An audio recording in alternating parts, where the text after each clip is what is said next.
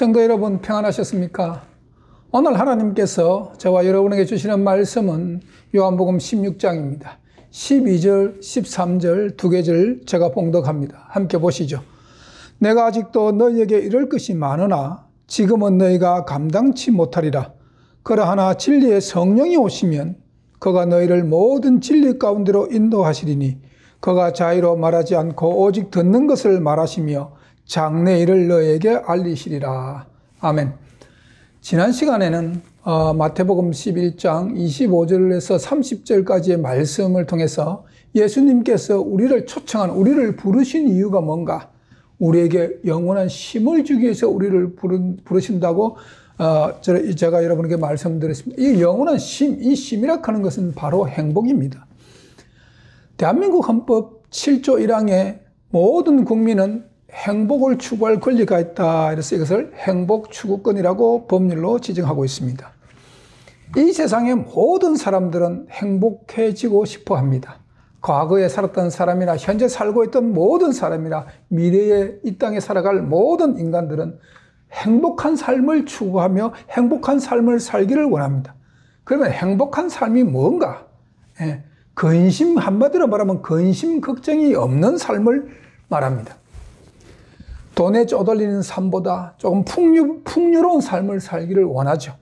건강 때문에 병원에 들락날락 하는 것보다 건강한 삶을 원하고 아픔이 없는 삶을 원하고 애통과 곡하는과 눈물이 있는 삶보다는 애통도 없고 곡하는 것도 없고 눈물도 없는 삶을 살기를 원합니다. 그리고 나아가서는 죽지 않고 영원히 살기를 원합니다. 하지만 이 지구 역사의 어느 누구도 이런 행복을 가지고 사는 사람은 없습니다. 아픈 것도 없고 눈물도 없고 애통이나 곡하는 것도 없고 죽음도 없는 세상, 이 모든 인간이 살기를 원하는 이 소망, 행복, 인류가 생긴 이래 모든 인간이 꿈꾸는 이 행복, 자기뿐만 아니라 더욱더 내 때는 어떻다 할지라도 내 자식 때는 행복한 세상이 되었으면 하고 바라는 그 부모의 마음, 그 마음, 그러나 어느 누구 하나 예외 없이 그런 삶을 살다 간 사람은 아무도 없습니다. 모든 인간이 꿈꾸는 이런 세상, 행복한 세상. 그러면 이런 행복한 세상을 만들기 위해서 인간은 과연 이 역사에서 인간은 어떤 노력을 기울였는가? 우리는 그것을 오늘 한번 살펴보려고 합니다. 첫 번째, 인간이 추구하는 행복을 갖기 위해서 인간이 어떤 노력을 했는가? 그 첫 번째가 인간이 과학을 발전시킨 겁니다. 과학입니다. 과학을 발전시켜, 쉽게 말하면 문명을 발전시켜가지고 좀 육체의 삶이 좀 편안한 삶이 추구하는 그런 육체의 삶이 편안해지면 인간이 좀 행복해지지 않을까라고 생각했습니다. 그러나 제가 어릴 때 비하면 지금 과학은 눈부시게 발전했습니다. 그런데 제가 어릴 때 불평, 불만, 근심은 지금 이 시대를 살아가는 젊은 층들에게는 저보다 훨씬 더 많은 근심, 걱정과 불평을 가지고 삽니다. 또 하나는 과학을 발전시켰지만 인간의 육체의 죽음은 이 과학이 아직도 해결하지 못합니다. 두 번째, 인간이 어떤 노력을 했느냐? 도덕입니다. 윤리를 강화시켰습니다. 하지만 과학의 발전으로 이미 육체의 편안함에 젖어버린 그런 삶이 인간이 생각하는 그런 윤리 도덕의 그 좀 선한 윤리 도덕의 방향과는 자꾸 반대로 멀어져 가는 것이 현실입니다. 그러면 그 다음에 인간이 과학과 윤리, 도덕 그 외에 인간이 행복한 삶을 추구하고 행복한 삶을 살기 위해서 인간이 노력한 노력 세 번째가 뭐냐면 종교입니다. 종교. 일반 종교는요, 스스로 인간의 노력에 한해 가지고 인간 스스로가 신에게로 가야 합니다. 그런데 과학이 발달하면 발달할수록 인간의 욕심과 욕구는 더 커지고 불평과 불만은 더 커지고 윤리와 도덕이 점점 과학의 발전으로 육체의 편리함으로 말미암아 윤리와 도덕에서 점점 우리의 삶은 멀어져 갔습니다. 선에서 점점 멀어져 가는 삶을 사는 것이 우리 몸에 배어버리는데 이 편리한 삶을 추구하는 인간이 스스로 인간의 노력으로 신이 되어야 한다는 것은 그게 과연 여러분 생각에 그게 가능하겠습니까? 그건 불가능합니다. 그리고 여러분과 제가 알다시피 이 시대의 종교가 얼마나 타락했습니까? 예를 들면 각 종교가 가지고 있는 기본 본질에서 이미 이 세상의 종교는 그 본질에서 너무너무 멀어져 버렸습니다. 십몇 년 전에 법정 스님이 돌아가셨습니다. 불교계에. 그때 그분이 주장한 것이 무소유입니다. 무소유. 그래서 그분이 책이 초판이 다 팔리고 재판이 다 팔리고 그분이 쓰신 그 책이 인기리에 베스트셀러로 한국에서 팔렸습니다. 그런데 지금 절에 다니시는, 불교를 믿고 절에 다니시는 여러분은 과연 그 법정 스님이 원했던 그 무소유의 삶을 살기를 원하십니까? 그렇지 않습니다. 더 많은 것을 가지려고 원합니다. 그러면 과학도 실패요, 도덕도 무너져요, 종교도, 이게 인간이 신이 되는 것이 불가능하다면 과연 인간이 꿈꾸는 행복한 세상을 과연 만들 수 있을까? 과연 이 세상은 인간에게 모든 인간이 꿈꾸는 행복이라는 단어를 인간에게 줄 수 있을까? 정말 인간의 노력으로 인간이 추구하는 행복에 과연 도달할 수 있는가? 만약 모든 인간이 꿈꾸는 행복에 도달하는 길이 있다면 여러분은 얼마나 기쁘겠습니까? 여러분 그 행복에 도달하기 위해서 얼마나 부단한 노력을 하겠습니까? 과학도 실패했습니다. 도덕도 실패했습니다. 일반 종교도 실패했습니다. 여러분, 인간이 인간답게 살아서 인간이 행복하게 도달할 수 있는 길이 있는데 아직까지 인간은 그 길을 찾으려고 발견하려고 하지 않습니다. 과학도, 윤리, 도덕도, 종교도 인간이 행복에 도달할 수 있는 그 방법에 대해서 해답을 주지 못했습니다. 그러면 오늘 이 시점에서 인간들이 질문을 합니다. 우리 사람들이 질문할 수 있습니다. 그럼 과연 인간은 좌절이지 않습니까? 우리가 이런 삶이 고통스러운 삶, 이 육체의 삶이 그냥 피곤하잖아요. 고통스러운 삶이잖아요. 그래, 왜 인간은 내가 꿈꾸는 행복한 삶이 있는데 내 삶 속에서는 그런 행복이 점점 멀어지고 내 삶 속에는 이런 고난과 고통이 오는가? 그 이유조차도 과학과 도덕과 종교가 해결하지 못하고 찾지 못했습니다. 의학을 발전시켜 인간의 수명을 연장하려고 머리를 사매고 있지만 인간이 왜 죽는가? 그 근본을 해결하지 못하고 있습니다. 그 근본, 인간이 왜 죽는가? 생명 연장을 위해서 머리를 사매고 있지만 인간이 왜 죽는가? 그 근본 본질이 왜 인간이 죽어야 하는가? 거기에 대한 별로 관심이 없는 거죠.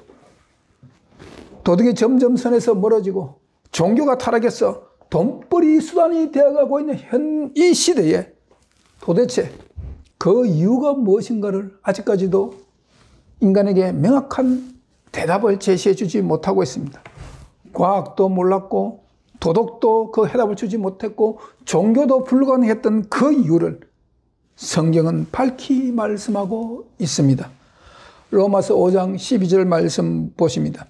한 사람으로 말미암아 죄가 세상에 들어오고 죄로 말미암아 사망이 왔나니 인간의 모든 고통뿐만 아니라 인간이 왜 죽어야 하는가? 인간의 사망의 원인이 죄라는 것을 성경은 분명히 말씀하고 있습니다. 이 죄 때문에 우리가 사는 이 세상이 고통스럽고 마침내 사망에 이르게 된다는 것입니다. 구약 성경을 보면은 이스라엘이 출애굽하기 전에 약 400년간 애굽에서 종살이를 하는데 그들은 400년 동안 종살이 하면서 왜 이 지긋지긋한 종살이를 하는지 도무지 그들은 이해가 가지 않았습니다. 그들이 누굽니까? 마태복음 3장 9절에 침례 요한은 그 이스라엘 사람들에게 이렇게 합니다. 속으로 아브라함이 우리 조상이라고 생각지 말라. 그들은 아브라함의 후손이라는 선민 사상으로 꽉 차 있는 민족입니다. 아브라함의 후손이면 약속을 받은 자들이거든요. 창세기 12장 1절부터 4절까지 기록되어 있는 아브라함의 커버넌트를 여러분 기억하셔야 됩니다.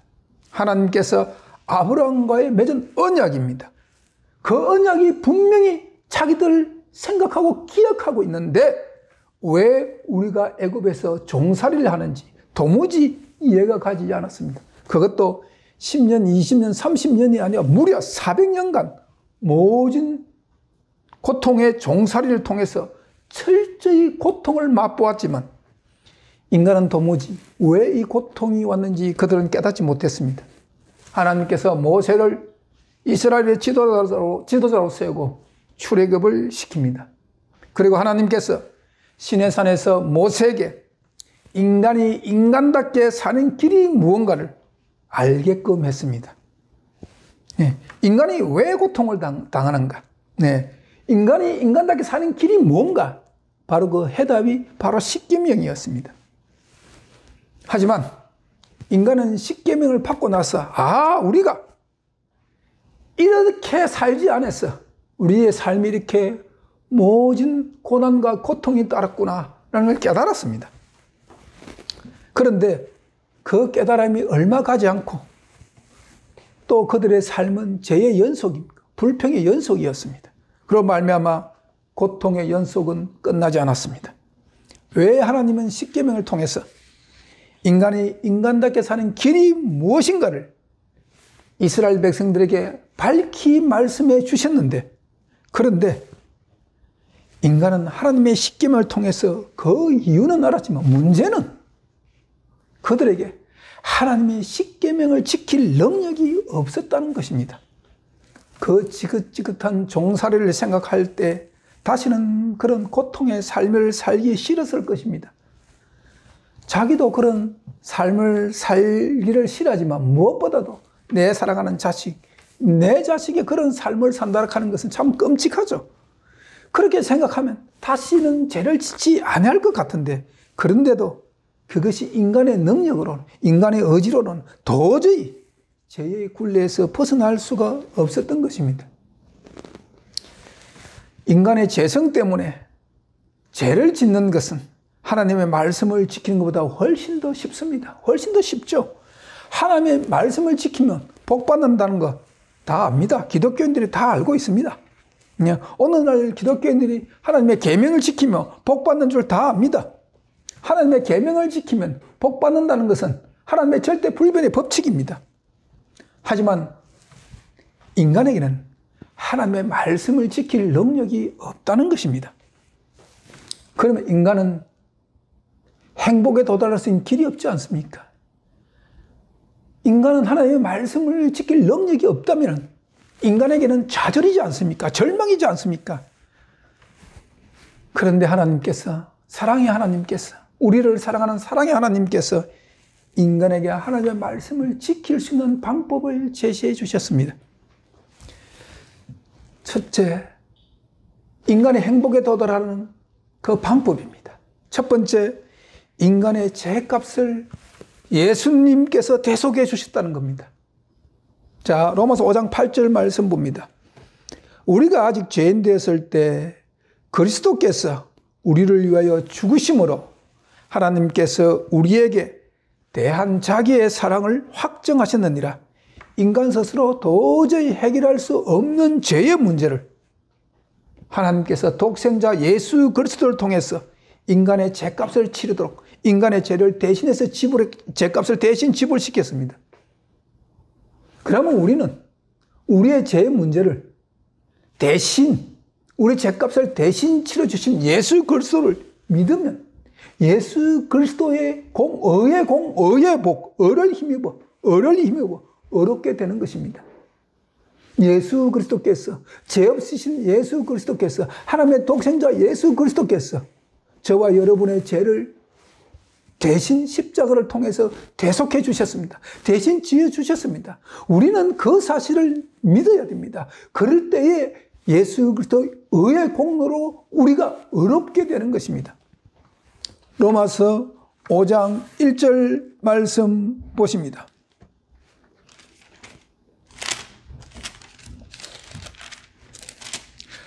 그러므로 우리가 믿음으로 의롭다 하심을 얻었은즉 우리 주 예수 그리스도로 말미암아 하나님으로 더불어 화평을 누리자. 우리가 예수 그리스도를 믿음으로 우리가 예수 그리스도의 의의 공로를 힘입어 우리가 의롭게 되었다는 것입니다. 예. 예수님의 그 의가 우리에게 전가된다는 사실이죠. 두 번째, 우리가 하나님께서 우리에게 행복에 도달할 수 있는 방법을 제시해 주는데 그 두 번째가 뭐냐면 예수님을 통해서 인간도 하나님의 계명을 지킬 수 있다는 것을 실물로 보여주셨습니다. 자신의 공생의 삶을 통해서 예수님 자신의 의를 힘입어 그 의를 힘입는 모든 사람들에게 하나님의 계명을 지킬 수 있는 그런 능력이 예수님의 의 가운데 나온다는 겁니다. 그래서 예수님의 공생에는 우리가 예수 그리스도의 의를 힘입을 때에 우리가 살 수 있는, 우리가 어떤 삶을 살아야 되는가의 샘플 모본입니다. 본입니다. 예. 예수님은 바로 인간이 인간답게 사는 것, 모든 인간이 꿈꾸는 행복에 도달하는 삶이 어떤 삶인가를 예수 그리스도께서 우리에게 샘플이 되고 본으로 보여주셨습니다. 그리고 세 번째, 그 예수님께서 우리에게 부탁하신 말씀이 오늘 요한복음 16장 14절에 있습니다. 진리의 성령이 오시면 13절이죠. 14절이 아니고 13절입니다. 13절을 진리의 성령이 오시면 너희들을 모든 진리 가운데로 인도하시리니 성령을 받아야 하는 이유가 여기에 있는 것입니다. 성령을 받아야 하는 이유가 내 육체의 소욕을 이루기 위해서, 내 뜻을 관철시키기 위해서, 내 뜻을 이루기 위해서 성령을 받아야 하는 것이 아닙니다. 마치 오늘 이 시대의 모든 기독교인들이 깊이 생각해야 됩니다. 성령을 받으면, 성령을 힘입으면 내게 주어진 이 현실적인 문제가 다 해결되고 내가 추구하고 내가 원하는 것이 다 이루어지는 거로 착각하면 큰일 납니다. 오늘 성령 운동이 바로 이 범주에 들어있습니다. 성령 받으면 내가 병이 낫고 질병이 떠나고 고통이 떠나고 다 이렇다고 생각하는데 그렇지 않습니다. 그건 다 거짓입니다. 이적과 기사가 다 성령의 능력을 받아들이고 있는 현 기독교는 우리는 깊이 이 말씀을 성경을 통해서 성령의 능력을 한번 다시 검증해 봐야 합니다. 성령이 오시면은, 여러분, 진리 가운데로 인도한다고 오늘 분명히 요한복음 16장 13절에 말씀하고 있는데, 진리 가운데로 인도하신다. 그런데 오늘날 성령 운동하는 많은 목사님들, 많은 교인들, 많은 그리스도 신도들이 성령이 오면은 내 뜻이 이루어지고 내가 원하는 것이 성령께서 이루어지는 것으로 착각하는 신앙생활을 하고 있습니다. 결코 그렇지 않습니다. 이 시대에 일어나고 있는 대부분의 치유의 능력이 다 성령의 능력일까요? 그렇지 않습니다. 대부분 강신술에 의한 마귀의 능력입니다. 자, 마태복음 24장 24절 말씀 제가 읽습니다. 거짓 그리스도들과 거짓 사도들이 일어나 큰 표적과 기사를 보이어 할 수만 있으면 택하신 자들도 미혹하게 하리라. 현 시대를 살아가는 많은 성도 여러분, 우리는 이제 세상 종말의 시대에 살고 있습니다. 그렇기 때문에 그 어느 때보다도 거짓과 참을 정확하게 구별해야 합니다. 참 하나님과 거짓 하나님. 여러분, 거짓 하나님이 누군지 압니까? 현 교황입니다. 왜? 자기가 하나님이며 육신의 베일 속에 감추어진 그리스도 자신이라고 천주교가 말하는 교황에 대한 정의입니다. 하나님이라는 겁니다. 또 육신의 베일 속에 감춰진 그리스도의 자신이라는 겁니다. 현 교황이 하나님이고 예수님이라는 겁니다. 이게 개신교가 이야기하고 있는 것이 아니라 가톨릭 천주교에서 교황에 대한 정의입니다. 여러분, 참 하나님과 거짓 하나님을 여러분 구별하셔야 됩니다. 참 예수님과 자칭 그리스도라는 거짓 예수님을 여러분 구별해야 됩니다. 그리고 이 시대 참 성령과 거짓 성령이 반드시 구별되어야 합니다.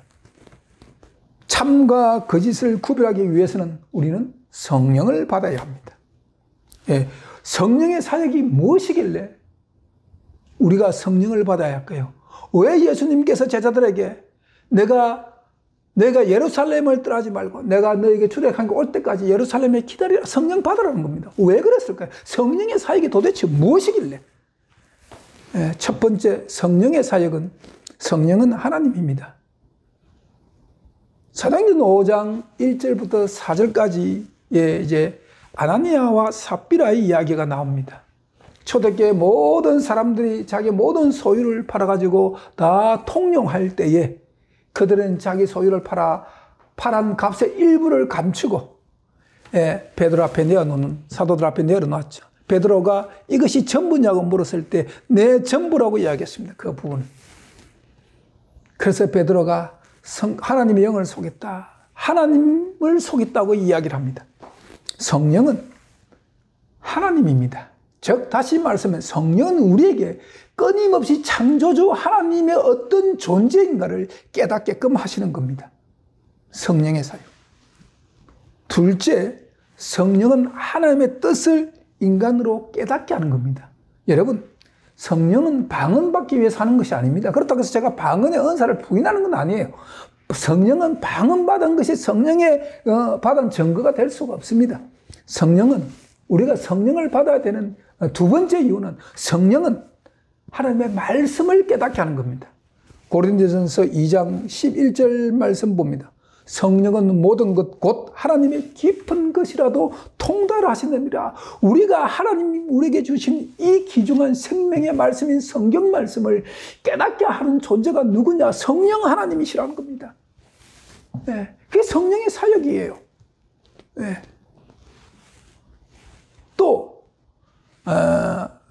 요한복음 14장 26절에 뭐라고 하냐면 또 성령의 사역이 뭐냐면 보혜사, 곧 아버지께서 내 이름으로 보내실 성령, 그가 너에게 모든 것을 가르치고 내가 너에게 말한 모든 것을 생각나게 한다. 이게 하나님의 말씀을 깨닫게 한다는 겁니다. 기억나고 깨닫게 하는 겁니다.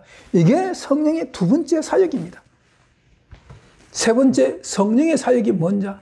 세상을 책망합니다. 요한복음 16장 7절부터 11절까지 말씀은 제가 읽습니다. 그러나 내가 너에게 실상을 말하노니 내가 떠나가는 것이 너에게 유익이라.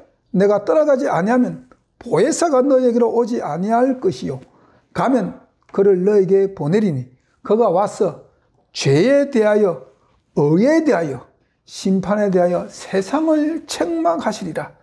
죄에 대하여라 하면 저희가 나를 믿지 아니하며, 의에 대하여라 하면 내가 아버지께로 가니 너희가 다시 나를 보지 못하며, 심판에 대하여라 하면 이 세상 임금이 심판을 받았음이니라. 성령은 이 세상을 책망합니다. 네, 의에 대해서, 심판에 대해서, 죄에 대해서 세상을 책망합니다.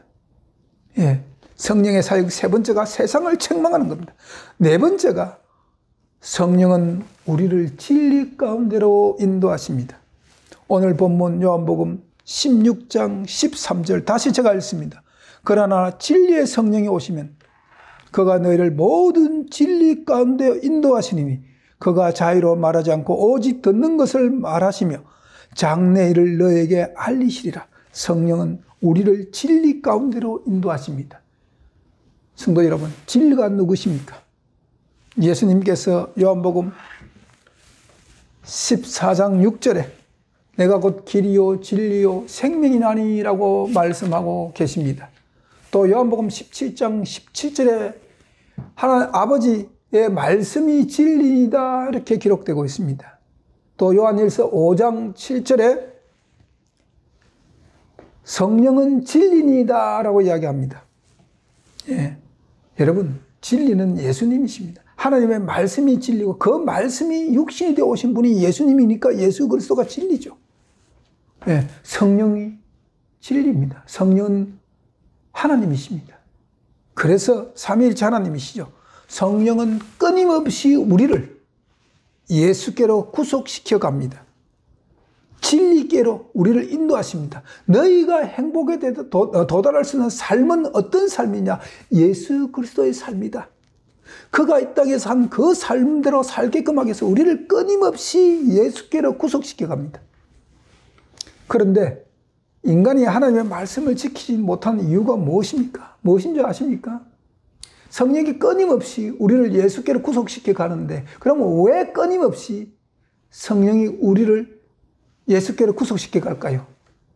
우리가 하나님의 말씀을 지키지를 못한 이유가 끊임없이 우리 속에 있는 모든 인간들 속에 있는 끊임없이 올라오는 육체의 소욕입니다.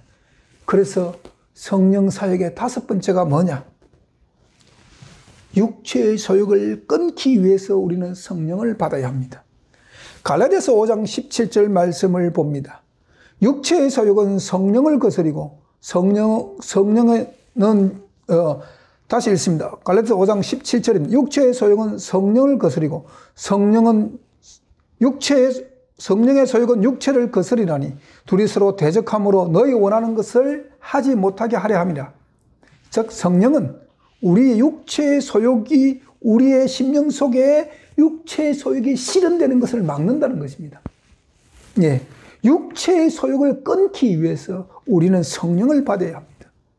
인간의 재성 때문에 우리는 육체의 소욕대로 사는 것이 참 편합니다.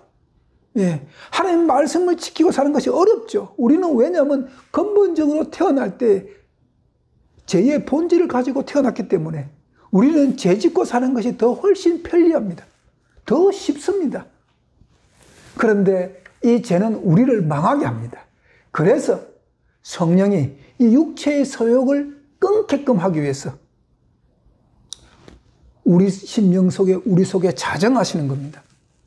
예. 인간의 죄성 때문에 우리는 죄 짓는 것이 훨씬 쉽다고 제가 말씀드립니다. 그러면 인간이 죄 짓게끔 인간의 육체의 소욕대로 살면 반드시 죄가 부산물로 나와요. 육체의 소욕은 결국 죄를 생산합니다. 그런데 죄를 짓게끔 하는 존재가 있죠. 그게 마귀입니다. 마귀는 인간의 육체의 소욕이 실현되게끔 끊임없이 우리를 유혹합니다. 육체의 소욕을 끊임없이 우리 심령 속에서 끌어올리는 전력을 마귀는 구사합니다. 마귀란 존재가 우리를 끊임없이 넘어지게 하는 방법은 막 자꾸 육체의 소욕을 끌어올려가지고 우리를 죄를 짓게 하는 겁니다. 그래서 육체의 소욕대로 살다가 죄값으로 말미암아 우리 모든 인간들이 망하게 하는 것이 마귀의 전략입니다. 그런데 이 마귀의 전략이 너무나도 잘 먹히고 있다는 것입니다. 마귀의 전략은 한마디로 물귀신 작전이거든요. 어떤 작전이냐? 마귀의 전략하고 참 잘 맞는 고사성어가 조삼모사입니다. 조삼모사. 예, 감기한 깨로 남을 속이는 것을 비유할 때 조삼모사라는 단어를 쓰죠. 중국 열자의 황제편에 보면은 춘추시대에 송나라의 원숭이를 좋아하는 저공이라는 사람이 있었는데 이 사람이 저공이 원숭이를 많이 기렀습니다. 그런데 먹이가 부족하게 되자 원숭이들을 향해 가지고 앞으로 아침에 도토리 3개 주고 저녁에 4개 주겠다 하니까 원숭이들이 막 격분하고 화를 내었습니다. 그래서 이 저공이 말하기를 그럼 좋다. 내가 아침에 4개 주고 저녁에 3개 주겠다 그러니까 원숭이들이 막 좋아하고 박수를 치다는 그건 우화에서 나온 말이 조삼모사입니다. 이는 현명하고 어리석음에 따라 남을 속일 수 있거나 설득당함을 비유할 때에 쓰는 단어입니다. 상대를 알지 못하게 지배하는 장깨를 예시할 때에 이 조삼모사라는 단어를 씁니다. 마귀가 사용하는 전략이 바로 이 전략입니다. 우선 우리 속담에도 우선 먹기에는 꽃감이 달다는 말이죠. 우선 우리가 죄의 본질을 가지고 태어났기 때문에 우리는 육체의 소욕대로 사는 것이 편리하거든요. 편리합니다. 그래서 마귀는 끊임없이 우리에게 편리한 삶을 추구하게끔 우리 육체의 소욕을 실현시키고 살기를 원합니다. 예. 그런데 이 마귀의 전략을 이길 수 있는 방법이 바로 성령 충만함을 유지하는 겁니다. 바로 성령의 사역에서 성령의 사역. 다섯 번째가 바로 육체의 소욕을 끊기 위해서 우리는 성령을 받아야 하기 때문에 그렇습니다. 그럴 때 우리를 성령께서 인도하시고 성령께서 육체의 소욕을 우리 심령 속에서 끊고 우리 육체의 소욕을 물러가게 하는 것입니다. 여섯째, 성령의 사역의 여섯 번째가 뭐냐? 하나님의 말씀을 지킬 수 있는 능력을 줍니다. 오늘 제가 이 시간 설교를 통해서 여러분들이 하고 싶은 말이 바로 이겁니다. 자, 에스겔서 11장 19절부터 20절까지 말씀 봅니다. 내가 그들에게 일치한 마음을 주고 그 속에 새 신을 주며 그 몸에서 굳은 마음을 제하고 부드러운 마음을 주어서 내 윤리를 쫓아서 행하게 하리니 그들은 내 백성이 되고 나는 그들의 하나님이 되리라. 우리가 하나님의 백성이 되기 위해서는 하나님의 내 윤례, 즉 율법, 하나님의 율법을 쫓아 행해야 한다는 겁니다. 예. 그런데 이 윤례를 쫓아 행하게끔 하기 위해서 하나님께서 우리에게 뭘 주느냐? 새 신을 그 속에 준다는 겁니다. 다시 말씀드리면 성령을 주신다는 겁니다. 하나님의 말씀을 지키면 인간이 꿈꾸는 행복한 삶을 살 수가 있습니다. 성도 여러분, 저와 여러분 개인이 어떻게 살아온 삶의 여정은 저는 모릅니다. 하지만 분명한 것은 저와 여러분들께서 우리 11시 교회, 우리가 갖고 있는 영원한 복음의 이 진리 안에서 우리가 하나가 되었다는 겁니다. 그리고 함께 예배를 드린다는 겁니다. 이 모든 환경이 그냥 우연이라고 생각하십니까? 아닙니다. 하나님의 섭리 가운데 있다는 것을 여러분 확신하십시오.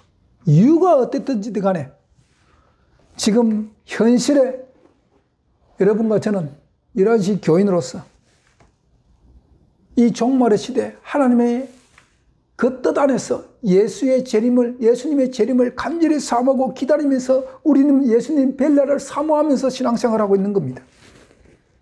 하나님의 뜻 안에서 저와 여러분이 만났고 또 이 만남을 통해서 저와 여러분이 함께 하나님의 말씀을 묵상합니다. 다만 바라는 것은 여기에 모이는 모든 우리가 인간이 인간답게 살았어. 즉 하나님의 말씀을 지켜서 창조주의 복을 저와 여러분이 받기를 간절히 소망합니다. 모든 인간이 꿈꾸는 행복에 도달할 수 있는 방법이 성경에 분명히 기록되어 있습니다. 하나님의 말씀이 분명히 우리에게 제시하고 있습니다. 하나님의 말씀을 배운다는 것이 얼마나 큰 축복인지 모릅니다. 하지만 하나님의 말씀을 깨닫기 위해서 우리는 성령을 받아야 합니다. 하나님의 말씀을 깨달아야죠. 그래서 성령을 받아야 합니다. 두 번째, 하나님의 말씀을 우리는 지키게끔 하기 위해서 우리가 지킬 수 있게끔 우리 스스로 인간의 의지나 인간의 능력으로는 지킬 수 없는데 하나님께서 우리 성령 하나님께서 우리에게 오셔서 우리를 통해서 하나님의 말씀을 지킬 수 있도록 우리를 인도하신다는 겁니다. 그래서 우리를 영원한 축복이 있는 인간이 꿈꾸는 영원한 심, 예수 그리스도 안에서 누릴 수 있는 영원한 심, 이 땅에서도 그 심을 또 하늘나라에서도 영원한 심을 우리가 얻을 수 있다는 것입니다. 자, 그러면 성령을 어떻게 받는가? 오늘날 성령 받는 것에 대해서 아주 다양합니다. 어떤 사람은 이렇게 성령 받았다. 어떤 사람은 저렇게 성령 받았다. 그리고 성령 받은 증거가 다 가지각색이죠. 예, 성령 어떻게 받는가? 성경을 토대로 우리가 재조명해 봅니다. 뭐 기도할 때 몸에 진동이 와서 성령을 받았다. 기도할 때 해가 꼬부러져서 성령을 받았다. 이렇게 주장하시는 분들 막 그 특별한 체험을 통해 가지고 성령을 받았다고 주장하시는 분들이 굉장히 많이 있는 것이 현 기독교입니다. 그러나 성경에서는 우리가 어떻게 성령을 받는가? 사도행전에서 그 답을 분명히 제시해 주고 있는 겁니다. 자, 사도행전 2장 37절, 38절 말씀 제가 봉독합니다. 함께 보시죠. 저희가 이 말을 듣고 마음에 찔려 베드로와 다른 사도들에게 물어 가로되 형제여 우리가 어찌할꼬 하거늘 베드로가 가로되 너희가 회개하여 각각 예수 그리스도 이름으로 침례를 받고 제3을 얻으라. 그러면 성령을 선물로 받으리라. 이렇게 말씀합니다.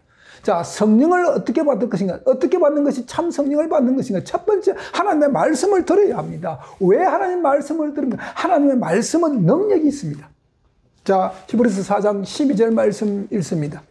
하나님의 말씀은 살았고 운동력이 있어 좌우의 날성검보다 예리하여 혼과 영과 및 관절과 골수를 찔러 쪼개기까지 하며 또 마음의 생각과 뜻을 감찰하시느니라.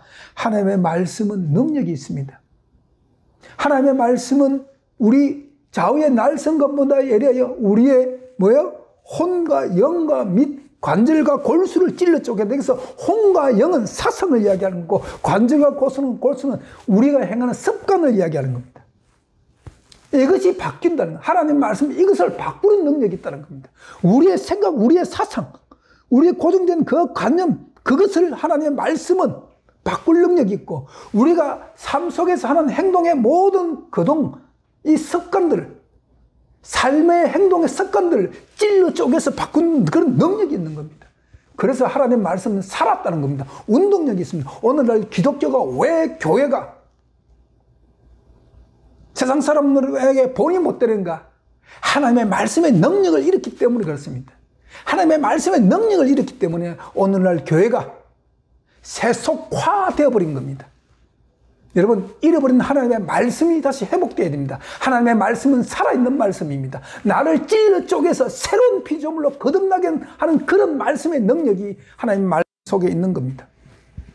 두 번째, 베드로가 뭐라 합니까? 회개하여 합니다. 사도행전 11장에 보면은 베드로가 이탈리아 백부장 고넬료 집에 가가지고 말씀을 선포하고 그들에게 성령 받게 한 것이 이제 다른 사도들이 알고 베드로를 질책합니다. 그래서 베드로가 있었던 사건들을 쭉 베드로가 고넬료 집에 가게 됐던 그 사건들을 쭉 다른 사도들에게 이야기하고 나서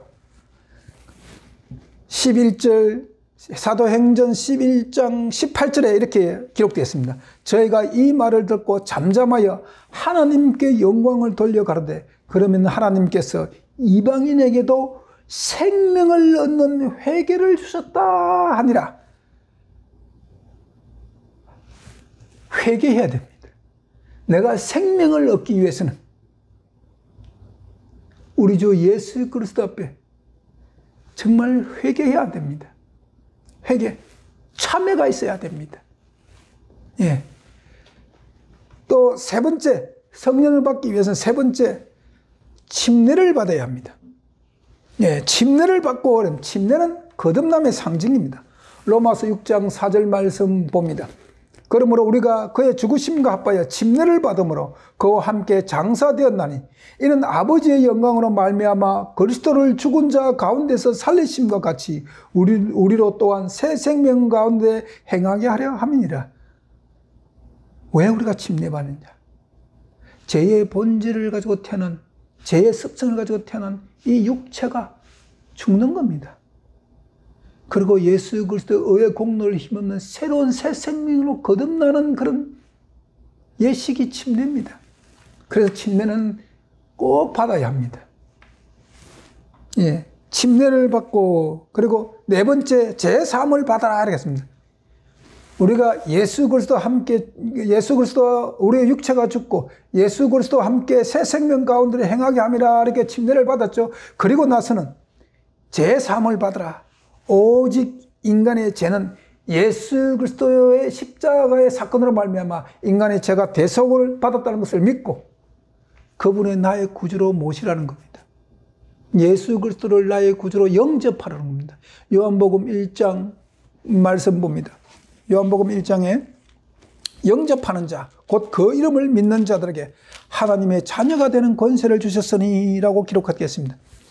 요한복음 1장 12절의 말씀입니다. 영접하는 자, 곧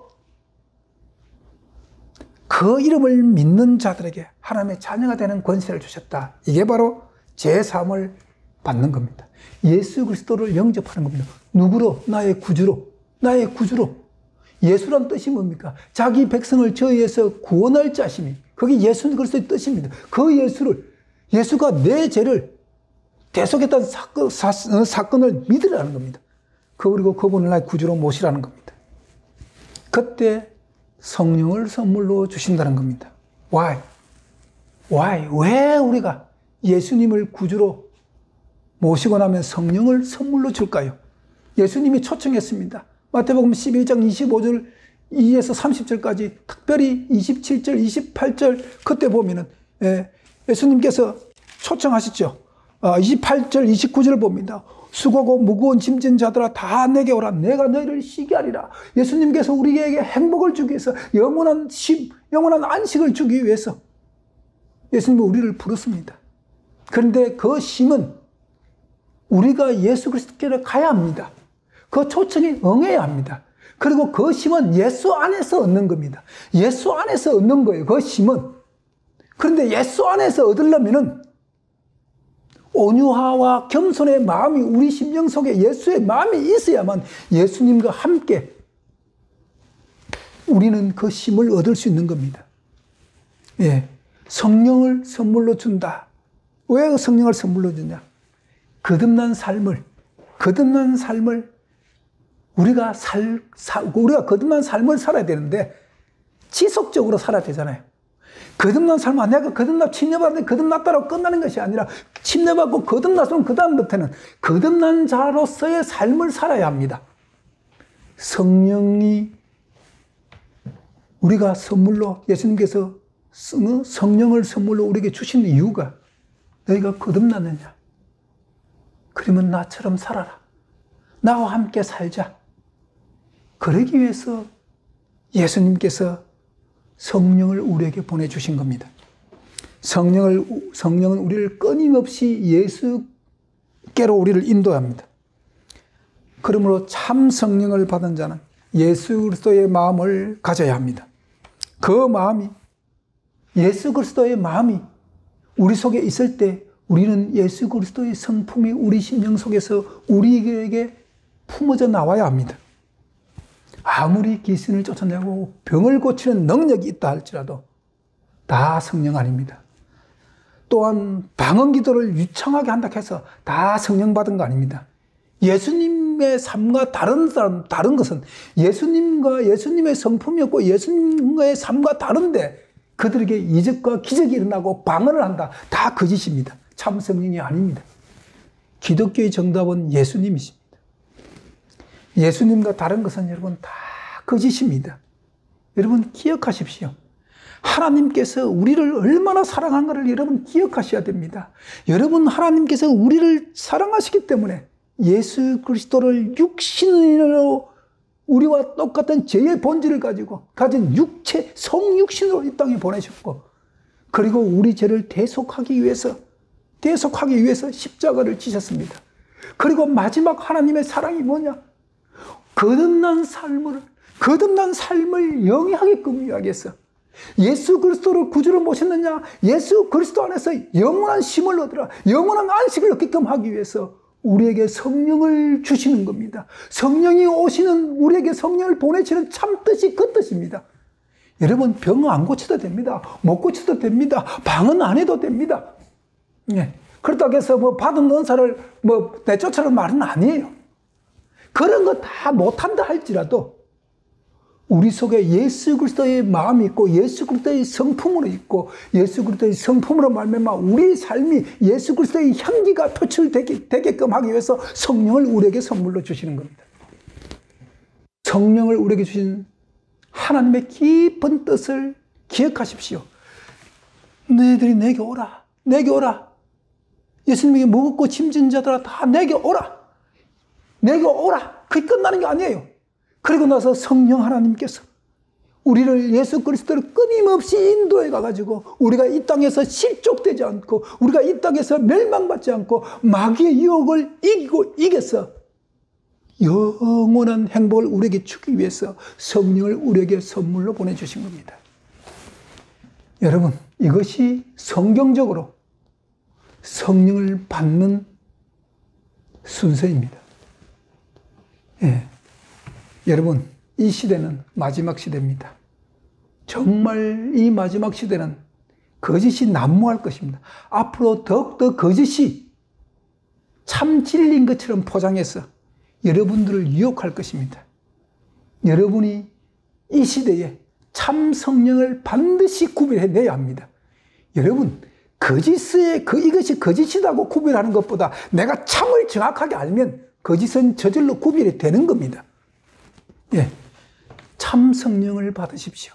성령이 오시면 우리를 그냥 내버려 두는 것이 아니라 예수 그리스도를 믿고 예수 그리스도의 의를 입는 그 순간 성령이 우리 속에 자정하사 우리로 이 땅에서 버려두지 않고 하나님의 자녀의 삶을 영원히 하늘나라를 영원히 상속받게끔 하기 위해서 성령이 우리를 예수께로 견인해 가는 겁니다. 이게 얼마나 큰 사랑입니까? 저와 여러분은 이 사랑을 함께 공유하시기를 간절히 바랍니다. 기도하시겠습니다.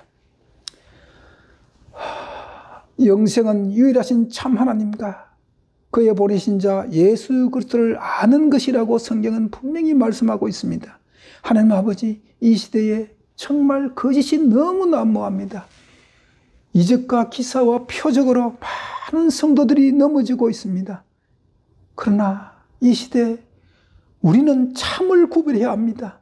이 거짓이 난무한 이 시대에 우리는 참 하나님과 참 예수님과 참 성령님을 구별할 능력이 있어야 합니다. 그 능력을 우리에게 주시옵소서.